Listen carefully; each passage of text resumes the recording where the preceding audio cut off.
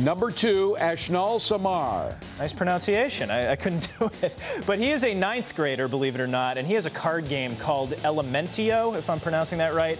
And it's really an educational card game that deals with chemistry, but it makes it fun. He sort of realized, and the great thing about this is he tested it out at his school, and so I think something like 82% of kids love this. They thought it was a great way to learn, better than any other games out there. I'm going to get that. Yeah, it's great. And my daughter could use it now, yeah. All right, number 1, roll, please. Born in Bangalore, India, Suhas Gopinath. Now, again, he started a website at age 12 in India, started a company still around called Globals, which is, when he was 14, it's a web company, another example of this trend. Here's the interesting distinction. He was named a young global leader by the World Economic Forum. He's now in his early 20s, but quite a distinction, quite a young man, and we're seeing just more and more of this, and as someone who covers entrepreneurs, it's great. Is he a billionaire yet? Not yet.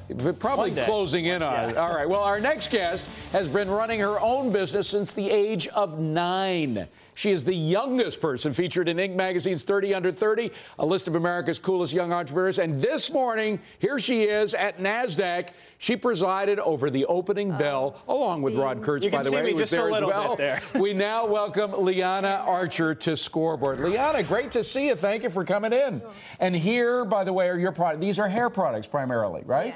How did you get into this business? Well, the first product, which was a hairdressing, was a recipe passed down by my great-grandmother.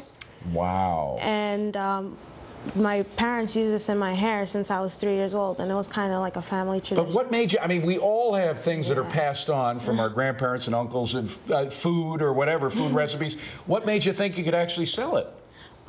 People would come up to me, like anywhere I'd be, and they'd just say, "What do you use in your hair? Your hair looks nice." Your hair does look beautiful, by the way, and that's as a result of this stuff, right? Yeah. And it includes, now, correct me if I'm wrong, but is not all of this is for smooth hair. Some of it is for hair color and that sort of thing, or at least more moisture in your hair? Yeah.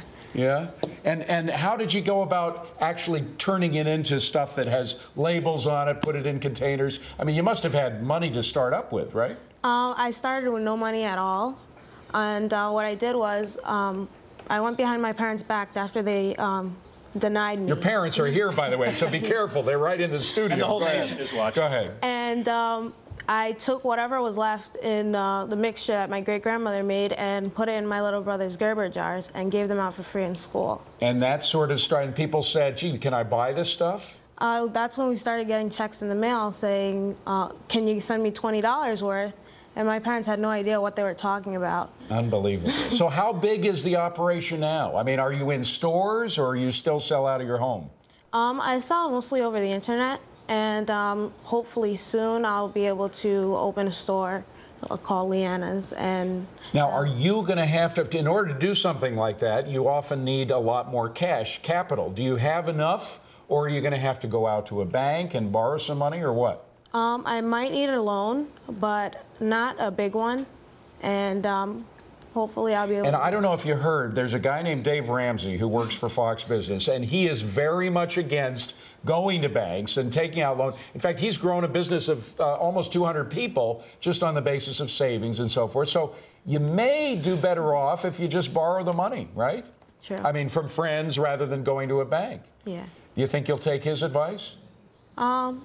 I think I am going to take his advice. Yeah. Now, all of these products that you have amount to how much revenue a year? Have you put it all together? Do you have the records? Because that's a big part of keeping business. Well, last year I grossed over my finances, and I managed to gain $100,000 in profit. Whoa, $100,000! Not bad, huh? What do you do with the money? Half of it goes towards my trust fund for college. Okay, all right, that's a good thing for it. The rest goes to restock products and equipment. So 50% of the money you make goes right back into the products. Now, I want to bring Rod back in this. How similar is that to a lot of startups? Because you deal with hundreds of startups during the year. Absolutely. And I think, you know, in listening to Leanna's story and getting to know her over the course of this project, you know, we're seeing entrepreneurs younger and younger doing all the right things, doing things, frankly, you'd learn at Wharton or Harvard. You know, think about what she's talking about, giving out the Gerber baby jars with the